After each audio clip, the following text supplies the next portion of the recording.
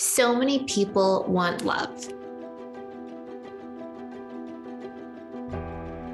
or at least they say they do. But what do we actually want from a truly loving relationship?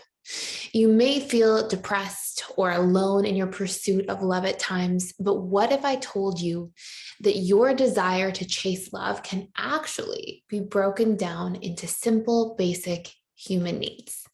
Let's take a deeper look.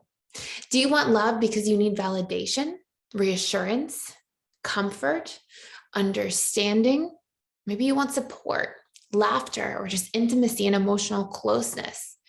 Maybe you want to feel seen, known, or to just simply feel safe. Do you want to feel comfort? Snuggle with a book and a cup of tea if that feels like home.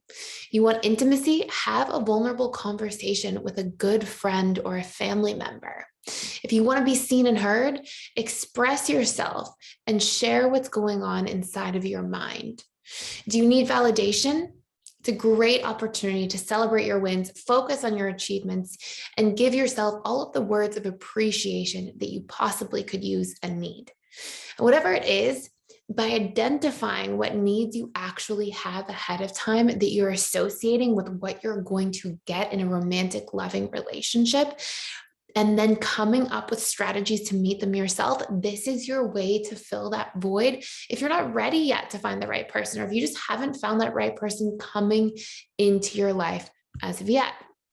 Your subconscious mind will not actually even be able to receive love from others in the best way possible until you're used to meeting your needs in the relationship to yourself in an effective way.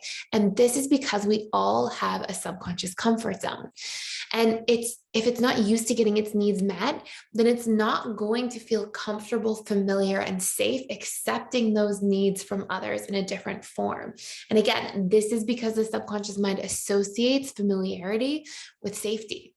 And because the conscious mind can't outwill or overpower the subconscious mind.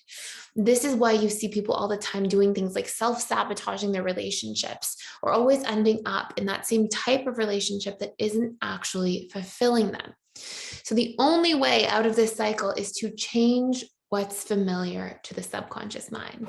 And while it might sound cheesy, it turns out you do need to actually love yourself in order to effectively receive love from others as well. If you want to do a much deeper dive into self-love, please check out our course for free for 7 days, all about rebuilding the best relationship to yourself possible. And it really is a course about self-love. You can click the link below in the description box to check it out for free. Thank you for being here. Thank you for watching. Please like, share, and subscribe to this channel, and I'll see you in tomorrow's video.